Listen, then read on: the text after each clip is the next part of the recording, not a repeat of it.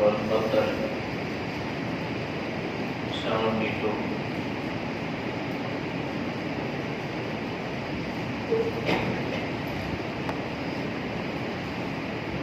أعوذ بالله من الشيطان الرجيم.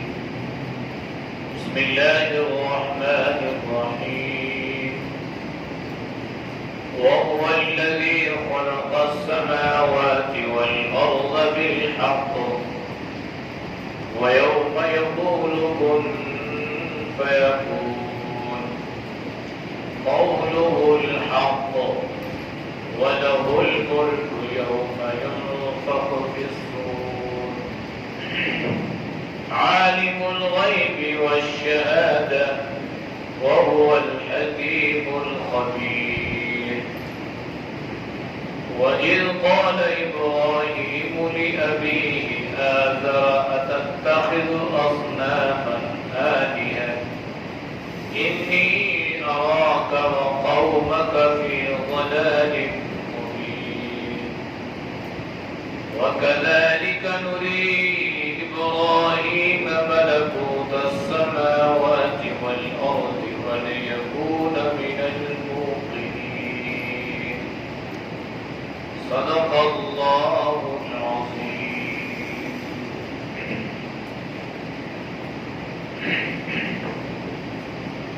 ترجمہ وهو الذی، اور وہی ذات ہے،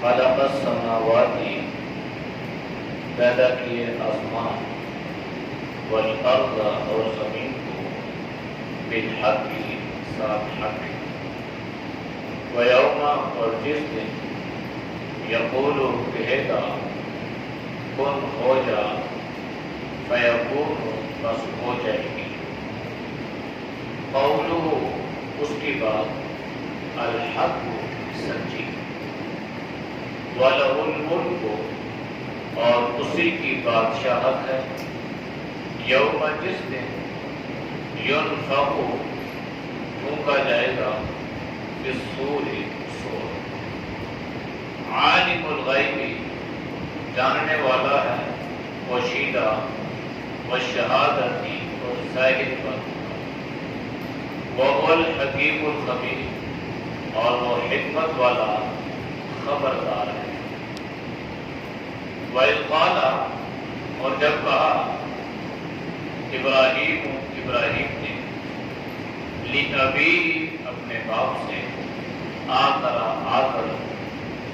أَتَتَّخِذُ، کیا بناتے ہو، اصناما، معبودوں کو، بتوں کو، آلہۃ، معبود، انی، بے شک میں، اراک، تجھے دیکھتا ہوں، وقومک، اور تیرے قوم کو، فی ضلال مبین، کھلی گمراہی میں، وکذالک، اور اسی طرح، نری، ہم نے دکھلائی، ابراہیم کو، ملکوت السماوات، بادشاہت آسمانوں کی، والارض، اور زمین کی، ولیکون، تاکہ ہو جائے، من الموقنین، یقین رکھنے والوں میں سے.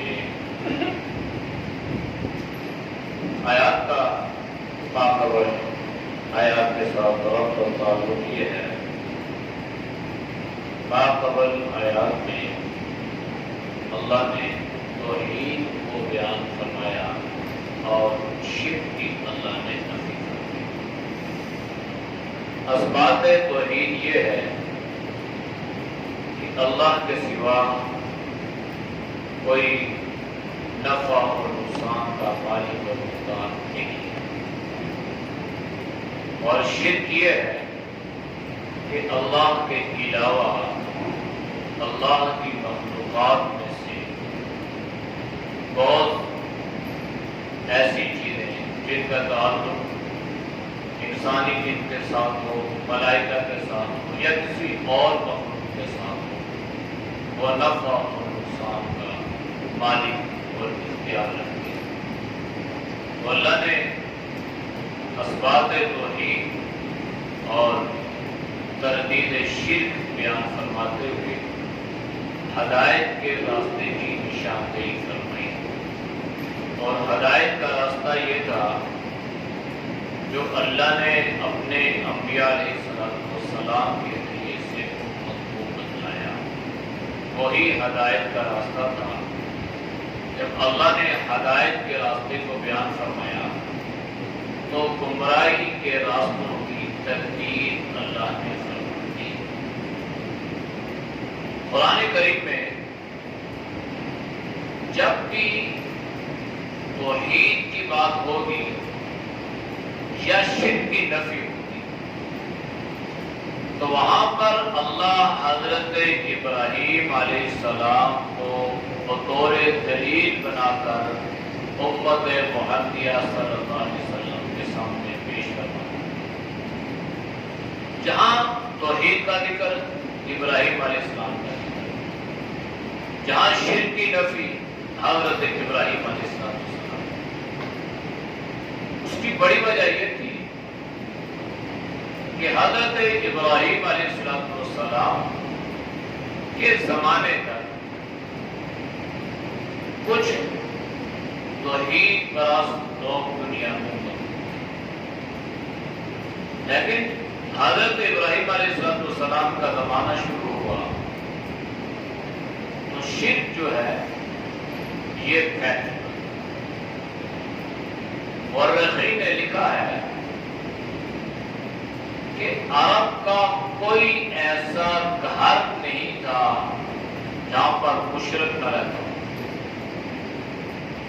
چیدہ کہیں پر کوئی اللہ کی عبادت، اللہ کی وحدانیت کا قائل ملتا تھا، ورنہ ہر طرف شرک کا بسیرا ہی بسیرا۔ تو جب بات توحید کی تھی اللہ نے اس کا ذکر یوں فرمایا، وَهُوَ الَّذِي، اور وہی وہ ذات ہے، یعنی جس ذات نے تمہیں ہدایت عطا فرمائی یا جس ذات کو تم نفع اور نقصان کا مالک اور مختار سمجھتے ہو، اس ذات کا تعارف یہ ہے کہ وہی وہ ذات ہے خلق السماوات والارض بالحق، جس ذات نے تمہارے لیے آسمان اور زمین پیدا فرمائے حق اور سب کے ساتھ۔ آسمان کا پیدا کرنا انسانیت کے لیے نفع، زمین کا پیدا کرنا انسانیت کے لیے نفع۔ اگر اللہ زمین کو نہ پیدا کرتا تو پھر صورتحال بالکل عجیب سی۔ خلاؤں میں تو انسان کا ٹھہراؤ بڑا مشکل تھا، اسے چلنے کے لیے، پاؤں رکھنے کے لیے، خوراک پکڑنے کے لیے، محلات اور گھر آباد کرنے کے لیے ٹھکانے کی صورت اور ضرورت تھی۔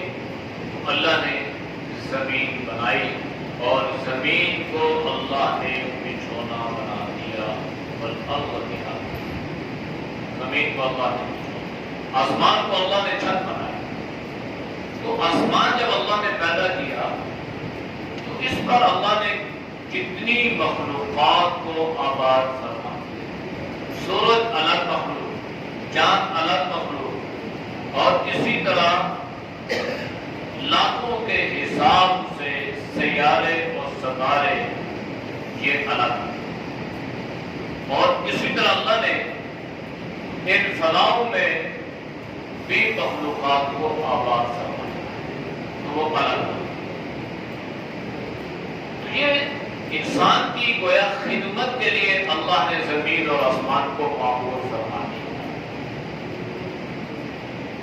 پھر ایک دن ایسا آئے گا کہ یہ زمین اور آسمان باوجود اپنی بلندیوں کے اور باوجود اپنی وسعتوں کے وَيَوْمَ يَقُولُ كُن فَيَكُونُ، اللہ آسمان کو حکم دے گا کہ آسمان جو ہے یہ ٹکڑے ٹکڑے ہو جائے، ریزہ ریزہ ہو جائے۔ وَفُتِحَتِ السَّمَاءُ فَكَانَتْ أَبْوَابًا، آسمان کھل جائے گا اور اس میں اللہ دروازے دروازے بنا، اور یہ اس طرح زمین پر گویا گرنا شروع ہو جائے جب اللہ کا اسے حکم آئے۔ اسی طرح زمین جو ہے یہ کتنی وسیع ہے اور کتنی اس میں وسعت ہے، لیکن یہ زمین بھی گویا اللہ کے حکم کے آگے سر تسلیم خم کرے گی، اور اللہ اس سے فرمائے گا ہو جا فیکون، بس یہ زمین ہو جائے گی۔ اللہ کی جو ذات ہے نا، بس اذا اراد فانما يقول له كن فيكون، فاذا قضى امرا فانما يقول له كن فيكون۔ اللہ جب کسی کام کے کرنے کا ارادہ فرما لے، یا اللہ جب کسی کام کے کرنے کا فیصلہ فرماتے ہیں تو اس کے لیے کوئی اللہ منصوبے نہیں بناتے، نہ اللہ کو کسی کے مشورے کی ضرورت پڑتی ہے۔ اللہ اسے کہتے ہیں کن ہو جا فیکون، بس وہ چیز وجود میں آ جاتی ہے۔ قولہ الحق، اللہ کی جو بات ہے نا یہ سچی بات، اللہ کی بات سچ ہے، اللہ کا قول حق ہے۔ ومن اصدق من اللہ حدیثا، اللہ کی بات سے بلا کسی کی بات سچی ہو سکتی ہے؟ جب اللہ سچا ہے تو اللہ نے قرآن میں جو کچھ بھی بیان فرمایا ہے وہ بھی کیا ہے؟ اس لیے کہ کلام اللہ جو ہے یہ متکلم کی صفت ہے، یہ اللہ کی صفت ہے۔ تو جب اللہ کی صفت یہ ہے کہ اللہ سب سے زیادہ سچ بولنے والا، تو اللہ نے اپنے کلام میں جو فرمایا وہ بھی کیا ہے؟ سچ ہے۔ تو اللہ نے کلام میں یہ فرما دیا میں اکیلا ہوں اور میری ہی عبادت اور بندگی کرو، اور مجھے اکیلا ہی اپنا معبود اور مسجود بنا لو، میرے ساتھ کسی غیر کو میرے ساتھ شریک کرو۔ وَلَهُ الْمُلْكُ، اسی کی بادشاہ ہے، زمین اور آسمان کا پوری کائنات کا حقیقی بادشاہ جو ہے وہ اللہ ہی ہے۔ اسی لیے بات علماء نے فرمایا نا، یہ بات مرتبہ انسان کہتا ہے کہ وہ بڑا شہنشاہ ہے یا بڑا بادشاہ ہے، یہ لفظ مناسب نہیں ہے، اس لیے کہ بادشاہ وہ اکیلا اللہ ہی۔ لیکن اگر عرفاً یا ضمن لے لیے جائے تو یہ کوئی خرابی نہیں۔ اصل میں یہ بات ذہن میں رہے کہ حقیقت میں اللہ ہی حقیقی بادشاہ ہے، اور ساری کائنات پر اللہ کا اکیلا ہی تصرف ہے، اور اللہ کی شہنشاہ ہے۔ وَلَهُ الْمُلْكُ يَوْمَ يُنفَخُ فِي الصُّورِ، پھر ایک دن آئے گا کہ حضرت اسرافیل، جن کو اللہ نے دو کام عطا فرمائے ہیں۔ پہلا کام یہ ہے کہ ان کے منہ میں ایک فوارہ ہے، جب اللہ فرمائے کہ کن ہو جا فیکون، یہ ہو جائے، یہ پھٹ جائے، جس کو کہتے ہیں سور اسرافیل۔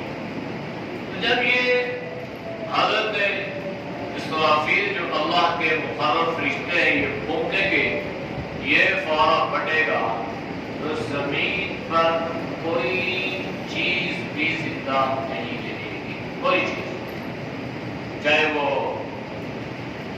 انسانوں میں سے ہے، جنات میں سے ہے، کسی زمین پر کوئی چیز زندہ نہیں۔ پھر اللہ اسے فرشتے کو حکم دیں گے کہ دوسرا یوم ینفخ فی الصور فتأتون افواجا، حضرت اسرافیل دوسرا سور پھونکیں گے، اب اللہ انسانوں کو دوبارہ زندگی عطا کریں گے، لوگ قبروں سے اٹھیں گے، اور اللہ قرآن میں ذکر فرما رہا ہے کہ پھر یہ سارے کے سارے لوگ اللہ کی طرف گروہ در گروہ لشکروں کی صورت میں آئیں گے، یعنی حساب کتاب، لباس نہیں ہوگا، ننگے اٹھے جائیں گے، یہ ساری صورت اللہ نے قرآن میں بیان فرمائی۔ جناب نبی کریم صلی اللہ علیہ وسلم عالم الغیب والشہادہ، اس اللہ کا علم کتنا وسیع ہے کہ اللہ اس بات کو بھی جانتا ہے جو انسان اپنے سینے میں چھپا لیتا ہے، ظاہر نہیں کی، زبان پر نہیں لایا، ظاہر میں نہیں ہے، چھپی ہوئی ہے، پوشیدہ ہے، زمین کے پیٹ کے اندر ہو یا چٹان کے اندر سانپٹاؤں میں کیڑا ہو، وہ بھی اللہ کے علم میں ہے، اللہ اسے دیکھتا بھی ہے، اللہ اس کی سنتا بھی ہے، اور اللہ اس کو روزی بھی عطا کرتا ہے۔ یہ اللہ کا علم، عالم الغیب والشہادتی، اور جو چیزیں ظاہر ہیں اللہ اس کو بھی جاننے والا ہے۔ اس لیے کہ وہ الحکیم الخبیر، وہ اللہ حکمت والا ہے، اور اللہ کا ہر کام حکمت پر مبنی ہوتا ہے، اور اللہ اپنی کائنات سے ہر وقت، ہر لمحہ، ہر لہجہ باخبر رہنے والا ہے۔ کہیں ایسا نہیں ہوا کہ اللہ ایک لمحے کے لیے بھی اپنی مخلوق یا اپنے بندوں سے غافل ہو جائے۔ وَإِذْ قَالَ إِبْرَاهِيمُ، میں نے ذکر کیا نا کہ جب بات توحید کی ہوگی تو تذکرہ حضرت ابراہیم کا ہوگا، اس لیے کہ حضرت ابراہیم علیہ السلام میں توحید کی وجہ سے اللہ نے ان کو بہت آزمایا، اور بڑے بڑے امتحان ان پر آئے، اور بڑی بڑی ضرورتوں کو حضرت ابراہیم نے برداشت کیا۔ اس لیے حضرت ابراہیم کو اللہ نے اپنا خلیل بنایا، حضرت ابراہیم کو اللہ نے لقب دیا خلیل اللہ، اللہ کا خلیل، اللہ کا دوست۔ تو توحید پر جو دلائل حضرت ابراہیم نے اپنی قوم کو دیے نا، وہ امت محمدیہ کو بطور نمونہ یا بطور استدلال ذکر کیا کہ دیکھو حضرت ابراہیم نے کیسے دلائل دیے، قوم کس شرک میں مبتلا تھی، اور حضرت ابراہیم نے کس قدر ان پر محنت اور مشقت کی۔ تو حضرت ابراہیم کا ذکر ہوا، وَإِذْ قَالَ إِبْرَاهِيمُ، جب کہا ابراہیم نے، کس کو؟ لِأَبِيهِ، اپنے باپ، آدر۔ مفسرین کرام نے اس کے بارے میں لکھا ہے کہ آدر جو تھا یہ حضرت ابراہیم علیہ السلام کا چچا تھا۔ بعض نے فرمایا چچا تھا، بعض نے فرمایا باپ تھا۔ عرب میں یہ رواج تھا اور اب بھی ہے کہ چچا کے لیے بھی لفظ اب کا استعمال محاورتاً ہوتا ہے، تو حضرت ابراہیم نے بھی محاورتاً چچے کے لیے لفظ ابی کا استعمال کروایا۔ اور بعضوں نے لکھا ہے کہ آدر حضرت ابراہیم کے باپ ہی کا نام تھا، اور آدر اصل میں ان کی کنیت تھی، اور کتابوں میں جو نام لکھا ہے وہ طارق، حضرت ابراہیم کے والد کا نام طارق، یہ لکھا ہے۔ نام ابراہیم، حضرت ابراہیم کے والد کا نام آدر ہو، یا ان کے چچا کا نام ہو، یا ان کی کنیت ہو، یہ بات زیر بحث نہیں۔ زیر بحث یہ ہے، بات ہے کہ حضرت ابراہیم کا باپ یا چچا وہ مشرک تھا، شرک کرتے تھے۔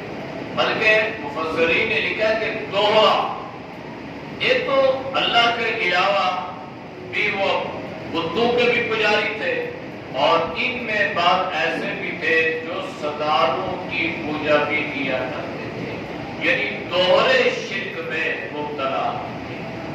تو حضرت ابراہیم نے جب اپنے باپ سے ابھی آدر، اپنے باپ سے کہا، فرمایا اتتخذ اصناما آلیہ، اصنام صنم کی جمع، بت۔ فرمایا کیا تم نے بتوں کو اپنا معبود بنا لیا ہے، بتوں کی عبادت کرتے ہو، بتوں کے نام رکھ دیے، بتوں کو مشکل کشا اور حاجت روا مانتے ہو۔ مورخین نے لکھا ہے کہ دو قومی نظریے کی ابتدا حضرت ابراہیم نے فرمائی۔ یہ دو قومی، لیکن بیٹا الگ ہے، باپ الگ ہے، اور باپ اپنے بیٹے سے کیا کہہ رہا ہے؟ بیٹا اپنے باپ سے کیا کہہ رہا ہے؟ یہ کہہ رہا ہے کہ اتتخذ اصناما آلیہ، کہ آپ نے اللہ کو چھوڑ کے بتوں کو اپنا معبود بنا لیا ہے. تو انی اراکا وقومک فی ضلال مبین، بے شک میں تجھے بھی اور تیری قوم کو بھی دیکھ رہا ہوں کہ وہ کھلا کھلا گمراہی میں مبتلا ہے. یہ نسبی تعلق اپنی جگہ پہ رہ گیا. حضرت ابراہیم نے یہاں پہ تعلق اللہ کا ذکر فرما دیا، اسلام کا ذکر فرما دیا کہ ایک اسلام، ایک مسلمان جو ہے اس کے نزدیک سب سے اہم جو چیز ہوتی ہے وہ نظریہ ہوتا ہے، وہ نسبی تعلقات نہیں. حضرت ابراہیم کا بھی چچا، حضرت نوح علیہ السلام کا بھی بیٹا، جناب نبی کریم صلی اللہ علیہ وسلم کا بھی چچا عبداللہ. لیکن دو قومی نظریہ، گویا یہ ہمارے یہاں جو تحریک پاکستان چلی تھی جس میں دو قومی نظریے کی بنیاد رکھی گئی، تو اس کی ابتدا اللہ نے حضرت ابراہیم خلیل اللہ سے کروائی. نسبی تعلق اپنی جگہ، یہاں پر اسلام کا تعلق ہوگا اور اس بنیاد پر تم نے اپنا تعلق کو قائم رکھنا ہے. آیا تمہارا یہ بھائی ہے یا نہیں ہے، اور آیا یہ تو نہیں ہے کہ یہ تمہارے مخالفین میں سے. تو حضرت ابراہیم نے فرمایا کہ تو بھی، یہ اپنے باپ سے فرمایا، تم بھی اور تمہاری قوم بھی کھلا گمراہی. یہ حضرت ابراہیم نے دعوت دی. مفسرین نے لکھا کہ دعوت کی ابتدا، دین کی اشاعت کی ابتدا انسان اپنے گھر سے شروع کرے، اور اگر اپنے گھر میں کوئی بزرگ ہو تو ادب و احترام کو ملحوظ خاطر رکھتے ہوئے اس کو دین کی دعوت. گھر میں کوئی بے نمازی ہے، عمر میں بڑا، تو آپ نے یہ نہیں کہنا میں چھوٹا ہوں وہ بڑا ہے تو لہذا اس کو چھوڑ دو. نہیں، دعوت دینی ہے. ابا جی، دادا، ابو، فلاں، آپ آئے چلتے ہیں نماز پڑھا کریں، اللہ راضی ہے. اگر ڈانٹتے ہیں تو زبان کو خاموش لگام دینی ہے، برا والا نہیں کہنا، جواب نہیں دینا، بس اپنا کام کرنا ہے. وَكَذَلِكَ نُرِي إِبْرَاهِيمَ مَلَكُوتَ السَّمَاوَاتِ وَالْأَرْضِ، اسی طرح اللہ نے حضرت ابراہیم علیہ السلام کو گویا زمین اور آسمانوں کی حقیقی بادشاہت عطا فرما دی، خلیل بنا لیا. تو گویا ساری دنیا ہی حضرت ابراہیم کی بات گئی نا. اور کیا ہے؟ اللہ کے نبی نے کیا فرمایا؟ من کان اللہ لہو، جس کا اللہ بن گیا ساری کائنات اس کی بات گئی. جو اللہ کا بن گیا اللہ اس کا بن گیا، اور جس کا اللہ بن گیا اس کے اور کیا چاہیے. ہارون الرشید نے اعلان کر دیا کہ بھائی آج ایک لہر موج کی کیفیات میں جو مانگو ملے گا. تو درباریوں نے اپنی اپنی خواہش کا اعلان کیا، کسی نے کیا لیا، کسی نے کیا لیا. تو ایک باندی نے ہارون الرشید کی کلائی پہ ہاتھ رکھ دی. سارے اعلان لگے کہ یہ تو کوئی نہیں لے رہی. اس نے کہا کہ جب مجھے ہارون مل گیا تو یہ ساری اس کی دولت مجھے مل گئی، جب بادشاہ مل گیا تو اس کے سارے خزانے مجھے مل گئے. یہ سمجھداری کی بات تھی. جب جس کا اللہ بن گیا تو ساری کائنات اس کی. ہمارے یہاں ہم کہتے ہیں جو بیچارہ تھوڑا مظلوم ہو جائے نا، کہتے جی بس اللہ ہی ہے جی، میرا کوئی نہیں، میرا اللہ ہی ہے. بھائی تیرا اللہ ہے تو تجھے اور کس کی ضرورت ہے؟ یعنی یہ اس انداز سے انسان کہتا ہے نا کہ بہت افسردہ اور پریشان ہو کے جیسے سب ہے مجھے ٹھکرا، میرا کوئی نہیں ہے جی، بس میرا اللہ ہی ہے. بھائی جب تیرا اللہ ہی ہے تو اور تجھے کیا چاہیے؟ اللہ کے نبی نے فرما دیا جس کا اللہ بن گیا ساری کائنات اس کی بن گئی. تو اللہ تجھے اللہ مل گیا، تو اللہ کا بن گیا، اللہ تیرا بن گیا، سارے معاملے ہی حل ہو گئے. معاملہ ہی تو یہاں پیدا ہوتا ہے نا کہ جب اللہ نہیں بنتا تو معاملات ہی بنتے. وَلِيَكُونَ مِنَ الْمُوقِنِينَ، اللہ نے حضرت ابراہیم علیہ السلام اس لیے کہ تاکہ یہ یقین کرنے والوں میں سے ہو جائے اور اللہ کے خزانوں اس کے سامنے ظاہر ہو جائے.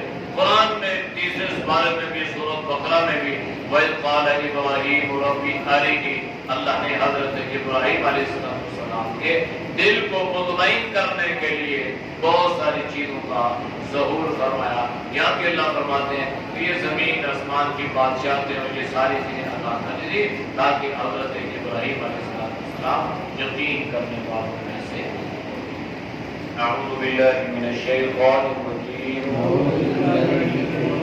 بسم اللہ الرحمن الرحیم. وهو الذي خلق السماوات والأرض بالحق ويوم يقول كن فيكون قوله الحق وله الملك يوم ينفخ في الصور عالم الغيب والشهادة وهو الحكيم الخبير. وإذ قال إبراهيم لأبيه آزر أتتخذ أصناما آلهة إني أراك وقومك في ضلال مبين وكذلك نري إبراهيم ملكوت السماوات والأرض وليكون من المؤمنين. الحمد لله رب العالمين والعاقبة للمتقين والصلاة والسلام على نبينا الكريم. یا اللہ ہم سب کے صحیح گناہوں کو معاف فرما، گناہوں سے حفاظت فرما.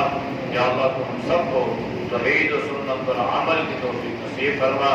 شرک و بدعت سے رسومات سے اللہ پوری امت کی حفاظت فرما. یا اللہ جتنے دوست و بزرگ تیری دعا کے لیے دسترس سنتے ہیں اللہ ان کے سننے کو قبول فرما. یا اللہ تو سب کی جان میں، مال میں، ایمان میں، صحت میں اللہ خوب کر کے عطا فرما. صلی اللہ تعالی علیہ وسلم وعلى آله وصحبه أجمعين برحمتك يا أرحم الراحمين.